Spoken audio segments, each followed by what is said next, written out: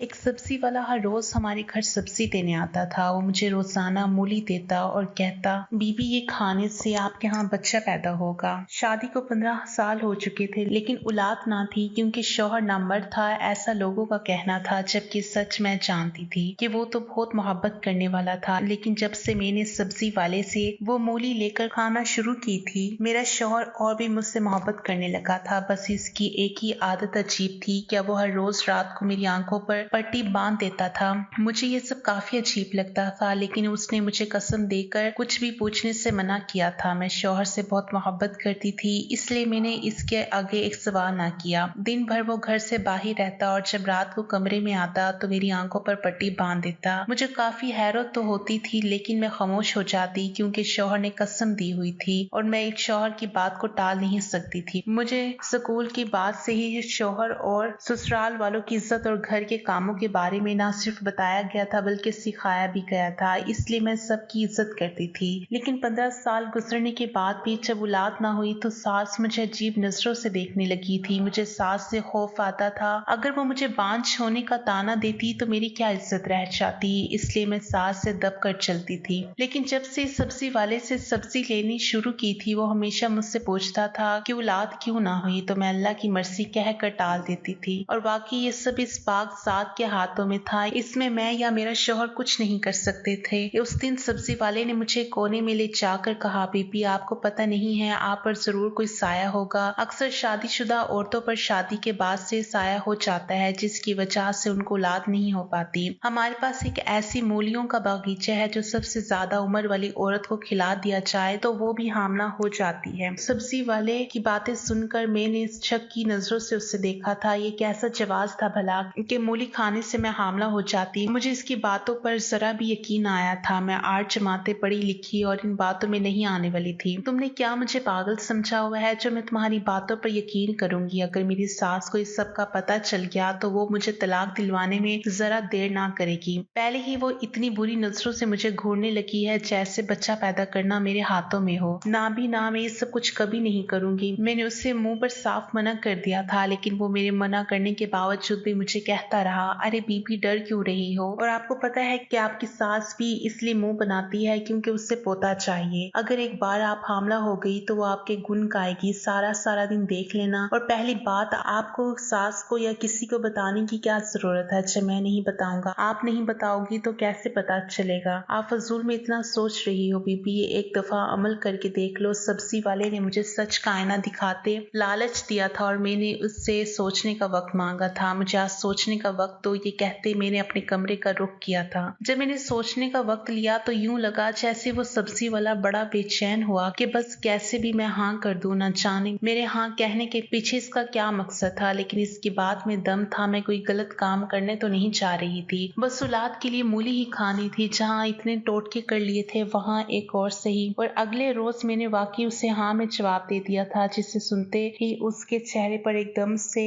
अजीब मुस्कुराहट आ गई थी जिसे मैंने नोट नहीं किया था। मैं मान गई थी क्योंकि मुझे भी अब औलाद चाहिए थी। मैं ना चाहने के बावजूद इन सब बातों पर यकीन करते हामी भर चुकी थी और अब सबसे छुप कर मूली खाने लगी थी। जैसे ही सब्जी वाला सब्जी देने आता तो आगे पीछे देखता, जब कोई नजर न आता तो जल्दी से मेरे आगे मूली कर देता, जिसे मैं अपने कमरे में छुप कर खा जाती। और जब से मैंने सब्जी वाले से वो मूली लेकर खानी शुरू की थी, मुझे खुद में एक अजीब सी ताकत महसूस होने लगी थी। मुझे अपने जिस्म में होने वाली तब्दीलियों का एहसास वाज़े तौर पर होने लगा था। मुझे यूं लगता था जैसे सास मुझ पर नजर रख रही हो। उस रोज जब सब्जी वाला मुझे मूली दे रहा था तो मैं अभी मोड़ी ही थी कि मेरी सास मेरे बिल्कुल पीछे खड़ी मुझे ही घूर कर देख रही थी। इसे यूं देखकर तो मेरे तो डर और खौफ के मारे पसीने ही छूट गए थे। जब उसने अपने दुपट्टे के पल्लू से मेरे होंठ के पास से कुछ साफ किया था। बहू, अगर मूली इतनी ही पसंद है तो अंदर जाकर खा लेती, यूं भूखों की तरह यहाँ खाने की क्या जरूरत थी? तुम्हारी माँ ने तुम्हारी ऐसी तरबियत की है क्या? अब मेरा मुंह क्या देख रही हो और जाकर हांडी बनाओ, मेरी सास ने गुस्से से कहा था। और इसकी बातें सुनकर मुझे अंदाजा हो गया था कि शुक्र है इसे ये मालूम ना हुआ कि मैंने सब्जी वाले से मूली लेकर खाई है। मैंने जल्दी से सास से माफी मांगी थी और हांडी बनाने किचन में चली गई थी, लेकिन सास की बातों पर कुछ देर के लिए मेरा रंग सफेद पड़ गया था, जिसकी वजह से पक्का सास को अब दाल में कुछ काला लग रहा होगा। मैंने सोच लिया था आज के बाद अगर कभी ऐसा हुआ तो अपने चेहरे के तासुरात बिल्कुल नॉर्मल रखने हैं और बिल्कुल भी बौखलाना नहीं है। आजकल मेरा शौहर भी मुझे बहुत वक्त दे रहा था, जिसकी वजह से मैं काफी खुश रहने लगी थी, लेकिन आंखों पर पट्टी होने की वजह से मैं जल्द ही नींद की वादियों में उतर जाती थी। अब मैं भाग भाग कर सास के काम करने लगी थी। इस दौरान एक बहुत ही अजीब हरकत हुई थी कि सास ने अब सब्जी वाले को हमारे घर के पिछले वाले क्वार्टर में रहने के लिए इजाजत दे दी थी। अब वो रोज सुबह फजर के वक्त जाता और ताजा सब्जी लेकर आ जाता था। मुझे सास की हरकत कुछ अजीब ही लगी थी,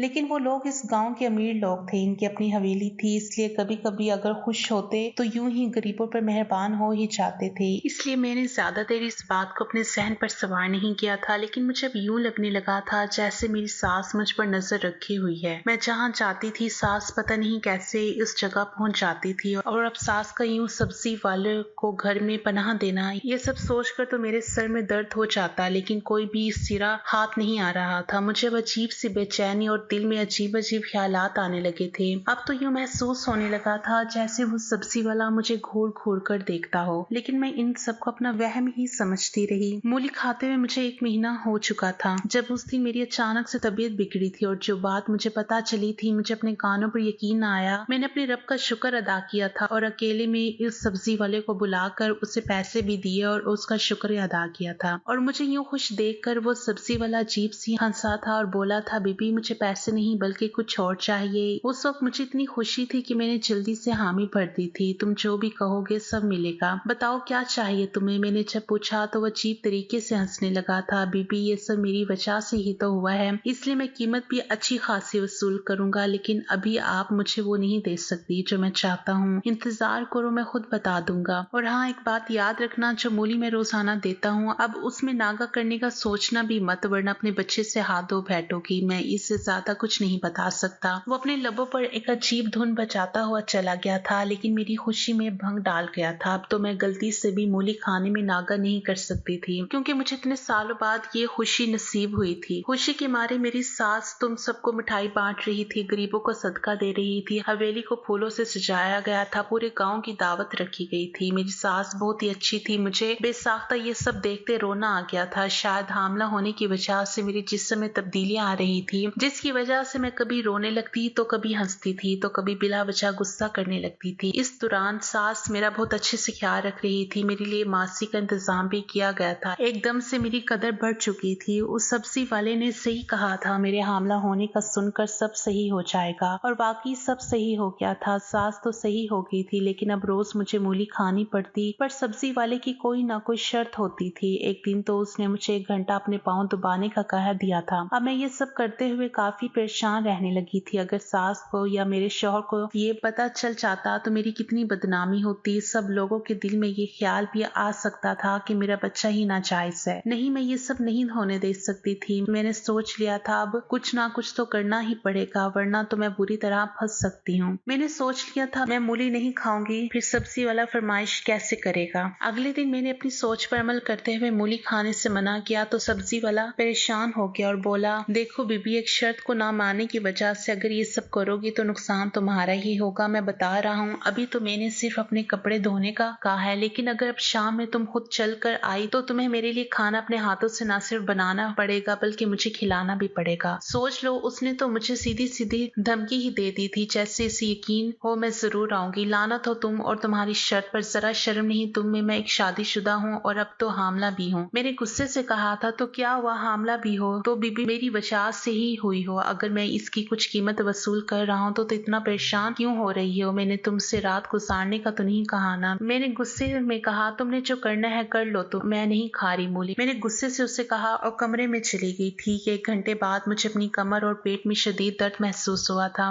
सास ने दाई को बुलवाया, लेकिन कोई आराम नहीं आ रहा था। तब मुझे वो सब्जी वाला एक बार फिर खिड़की में खड़ा नजर आया था। मैंने सबको कमरे से बाहर भेज दिया और उसने मुझे जल्दी से वो मूली ला कर दी, जिसे खाने के 10 मिनट बाद ही मैं ठीक हो गई थी। अब मैं पहले से काफी बेहतर थी। मैंने दवाई भी खाई थी। इसके बाद वाकई मुझे शाम में खाना बनाकर उसे खिलाना पड़ा था। सास ने मना भी किया, लेकिन मैंने कहा मैं ठीक हूँ। मैं बामुश्किल उठी और खाना बनाया और कपड़े धोकर इस्त्री अपनी काम वाली से करवा कर उसे खुद देने गई थी। और इसके बाद ये सिलसिला चल पड़ा था। मेरा 8वां महीना लग चुका था। सब बच्चों की खरीदारी कर रहे थे और मैं भी अब खुश थी कि एक बार बच्चा पैदा हो जाए। इस सब्जी वाले का वो हशर करवाऊंगी कि सारी जिंदगी याद रखेगा। वैसे भी पिछले कुछ दिन मुझे मुझ पर बहुत भारी गुजर रहे थे। मुझे अपने शौहर के बजाय सब्जी वाले के सारे काम करने पड़ रहे थे, वो भी छुप छुप कर, सिर्फ इस वजह से कि एक बार मेरा बच्चा सही सलामत इस दुनिया में आ जाए। लेकिन उसी दौरान एक बड़ा अजीब वाकया हुआ था। मेरे पैरों पर सूजन आ गई थी। मैं सहन में बैठी मुलाजमा से अपने पैरों की मालिश करवा रही थी कि बाहर से शोर की आवाज आने लगी। मैंने जल्दी से उसको एक साइड पर किया और खुद जाकर बाहर देखने लगी तो वहां पर वो सब्जी वाला खड़ा सास से झगड़ा कर रहा था। मैंने ताज्जुब से सास और सब्जी वाले को देखा। सास ने सब्जी वाले को जाने का इशारा किया था, लेकिन वो अपनी जगह से हिला तक ना था, ढीठ बनकर खड़ा रहा था। मुझे इसकी इस हरकत पर बहुत गुस्सा आया था और वो मेरे अलावा भी घर के लोगों पर हुक्म चलाने लगा था। आखिर इस सब की वजह क्या थी, वो क्या साबित करना चाहता था? और फिर वो मेरे पास आकर बोला था, ये बच्चा जो तुम लेकर घूम रही हो ना, ये मेरा बच्चा है। इसकी बात सुनकर तो मेरी रूह लरस चुकी थी। डर के मारे मेरे जिस्म पर कब कभी तारी हो चुकी थी। वो ये क्या कह रहा था कि मेरे होने वाले बच्चे का बाप वो है?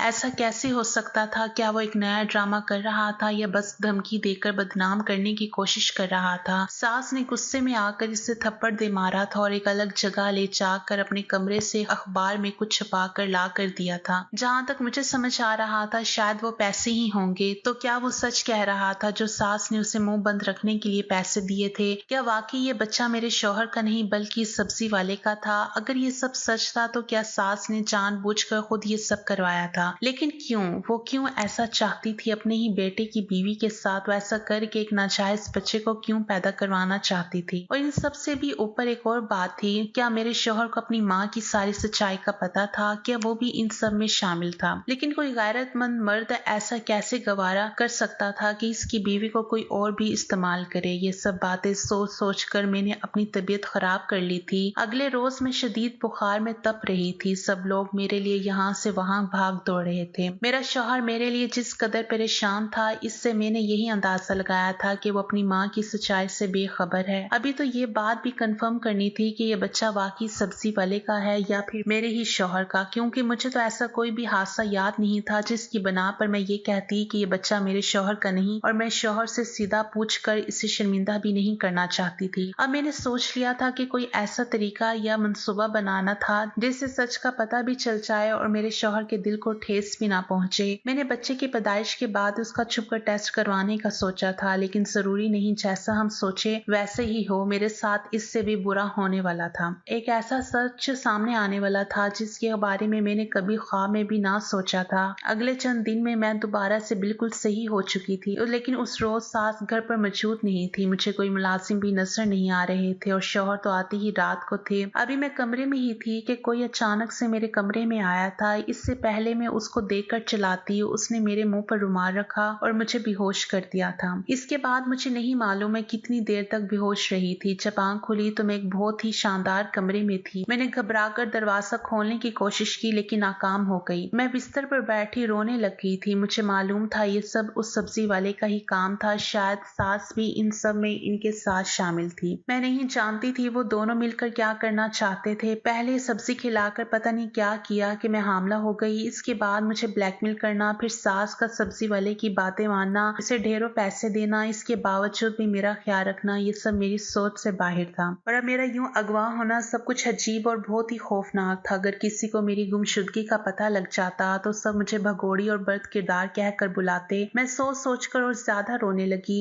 उस वक्त अचानक दरवाजा खुला और मेरे शक के मुताबिक वो वही सब्जी वाला था। उसे देखते ही मैंने उसके सामने हाथ जोड़ लिए थे। मुझे जाने दो, मैंने क्या बिगाड़ा है तुम्हारा? क्यों मुझे यूं सारी दुनिया के सामने रुसवा करना चाहते हो? मैं किसी को कुछ नहीं बताऊंगी। मैं इसकी मिन्नतें कर रही थी, लेकिन वो खामोश बैठा बस मुझे सुन रहा था और गौर से देख रहा था। देखो, तुम जितने कहोगे मैं उतने पैसे देने के लिए तैयार हूँ, लेकिन मेरे साथ ऐसा मत करो। मुझ पर यूं तोहमत ना लगने दो। अगर मैं ना गई सब मुझे बदकिरदार समझेंगे। मैं तुम्हारे आगे हाथ जोड़ती हूँ, मुझे छोड़ दो। मैं तुम्हारी सारी बातें मानूंगी, सारे काम भी करूंगी, लेकिन मुझे जाने दो। इस बार वो मेरी बात को संजीदगी से सुनते हुए अचानक मुस्कुरा पड़ा था और बोला था, ये सब तो तुम सच आने के बाद वैसे भी अपनी मर्जी से करोगी, इसलिए मुझे इसकी परेशानी नहीं। लेकिन अब जो मैं तुम्हें सच बताने जा रहा हूँ तहम्मुल से सुनना, क्योंकि मैं सिर्फ सुनाऊंगा ही नहीं बल्कि सबूत भी दिखाऊंगा। सच बताने के बाद मैं खुद तुम्हें घर छोड़कर आऊंगा, लेकिन इस घर जहाँ तुम जाना चाहोगी। सब्जी वाले ने मुझसे कहते ही बोलना शुरू किया था, मेरा ताल्लुक उसी गांव से है जहाँ पर तुम शादी करके आई थी, और ये बात शादी से पहले की है। मेरा बाप नशा करता करता था, जिसकी वजह से उसने अपनी ही बेटी को जुए में हार दिया था। और जब लोग इसे लेने आए, मैंने बहन को बचाने के लिए जल्दी से अपने ही बाप को इनके हवाले कर दिया और कहा कि इसे चाहे मार दो लेकिन बहन को छोड़ दो। लेकिन वो 4 लड़के ना माने। मैंने इनके सर में डंडा मारा और अपनी बहन को हवेली ले आया। वहां पर नसीम खाला के पास चला गया और मदद की दरखास्त की। उसने मेरे सामने एक शर्त रखी जिसे बगैर सुने मैंने हामी भर ली। उसने मेरे बाप को जेल भिजवा दी और साथ ही इन लोगों को भी। मेरे बाप ने नशा ना मिलने की वजह से गुस्से और जज्बातीपन में आकर वहीं पर खुदकुशी कर ली। इसके बाद मैंने अपनी बहन की जल्द ही शादी करवा दी। लेकिन नसीम खाला की शर्त सुनकर मैं दंग रह गया। वो जैसा जैसा कहती गई मैं बिल्कुल वैसे ही करता गया था। इनका बेटा नामर्द था।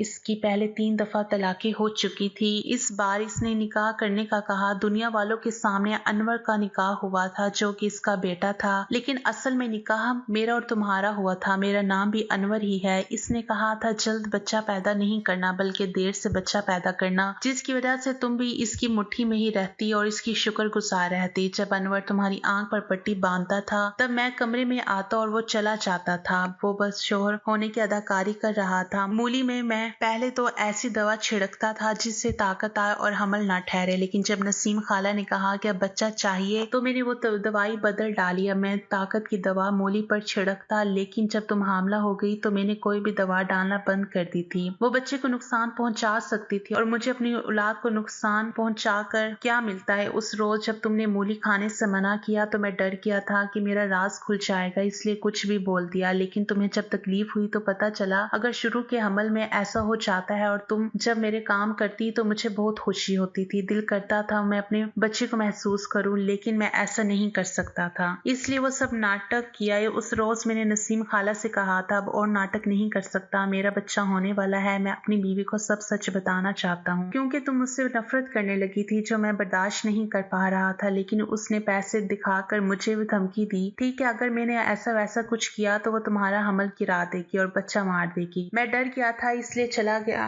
लेकिन अब तुम्हें वहां छोड़ना खतरे से खाली नहीं था, इसलिए मैंने तुम्हें अगवा कर लिया। नसीम कुछ नहीं कर सकती, वो जानती है तुम्हें मैं लेकर गया हूँ और इससे तुम्हारी फिक्र भी नहीं। वो तो बस बच्चा दिखाकर सबको ये साबित करना चाहती है कि इसके बेटे में कोई खोट नहीं। वो लड़कियां ही बांझ थी और लोगों में अपनी और अपने बेटे की इज्जत बरकरार रखने के लिए ये नाटक कर रही है। जब वो खामोश हुआ तो मैं बेजान सी अपनी जगह पर बैठ गई थी। मेरी सास ने मेरे साथ कैसा धोखा किया था, सिर्फ इसने नहीं मेरे अपने शौहर ने भी, लेकिन वो मेरे आस पास ही रहा। इस बात से मुझे कुछ हौसला हुआ था। अब मैं दोबारा वहां नहीं रहने वाली थी, लेकिन मैं इन माँ बेटे की सच्चाई सारी दुनिया को दिखाना चाहती थी। फिर मैं इसके साथ शहर में ही रही थी। नसीम खाला दोबारा हमारे पास आ चुकी थी और कुछ ना बोलने की धमकी दे चुकी थी। जब मेरा बेटा पैदा हुआ उसी वक्त मैंने अपने शौहर और बेटे का टेस्ट करवा लिया और गांव जाकर सबको सच बताकर नसीम का असली चेहरा दिखा दिया था, जिसने सिर्फ अपने बेटे का राज छुपाने के लिए मुझे मेरे शौहर से दूर रखा। और अगर इस दौरान कुछ गलत हो जाता तो मैं कभी खुद को माफ ना कर पाती। सब लोगों ने नसीम पर थू थू की थी और इसके बेटे को भी बहुत बुरा भला कहा था। मजबूरन इन दोनों को वो गांव छोड़कर जाना पड़ा। अब मैं और मेरा शौहर इसी हवेली में रहते हैं। हम दोनों अपनी जिंदगी में खुश हैं। मेरे शौहर ने ये सब अपनी बहन की जान बचाने के लिए किया था, इसलिए मैंने उसे माफ कर दिया था और वो तो हमेशा की तरह मेरे साथ ही था। आपको क्या लगता है नसीम ने अपने बेटे की सच्चाई छुपाकर और इतना गंदा खेल खेलकर सही किया था? क्या मेरे शौहर ने सब्जी वाला बनकर अपनी बहन को बचाने के लिए जो किया वो सही था? मैंने उसे माफ करके सही किया था या मुझे उसे छोड़ देना चाहिए था? कमेंट सेक्शन में अपनी राय का इजहार जरूर कीजिएगा। शुक्रिया। अल्लाह हाफिज।